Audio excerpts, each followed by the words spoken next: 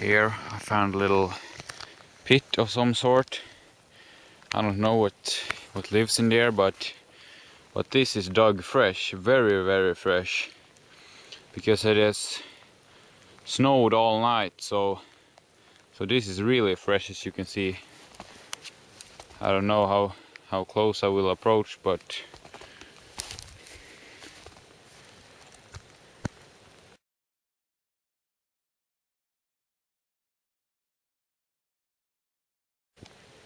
it's down in that hole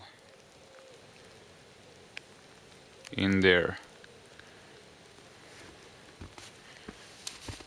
I was out there and saw an old pine, so I tried to peel off the bark a little bit, and it just swarms out flies. Look.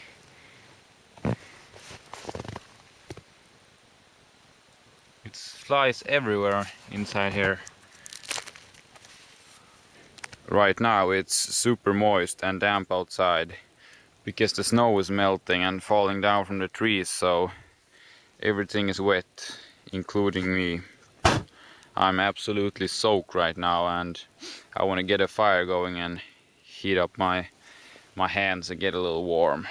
So if you want to find some dry firewood when everything else is wet, the pine is wet, the spruce is wet, the spruce rice, which you normally can use to start a fire with, is wet. But here I found an old standing tree here, which has died en route. What that means is that it has died standing up. So this one is absolutely bone dry. I will show you now.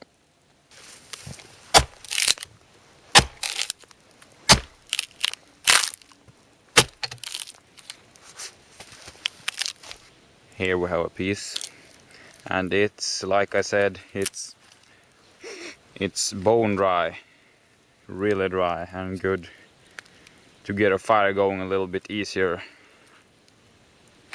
So it's just to chop up some pieces from this tree and take to the fireplace and make a fire.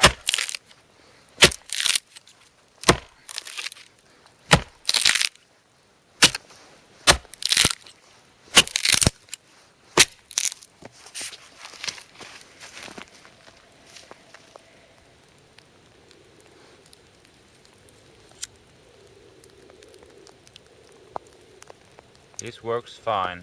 It's bone dry, like I said.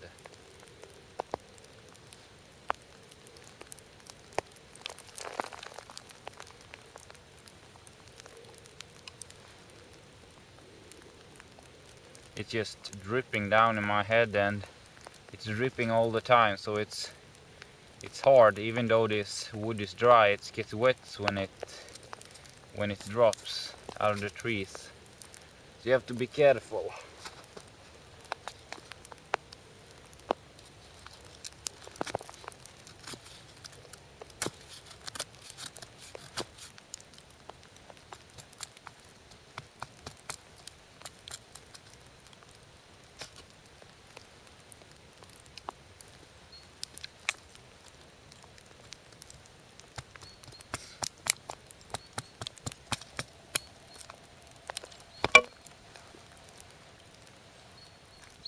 This is a really sharp axe.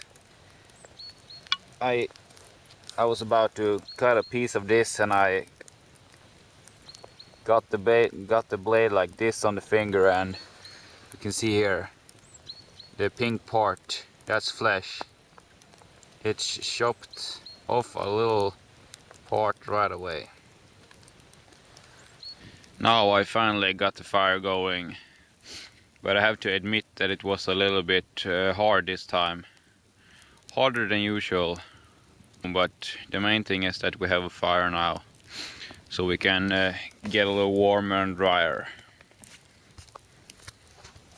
And this dry wood worked excellent.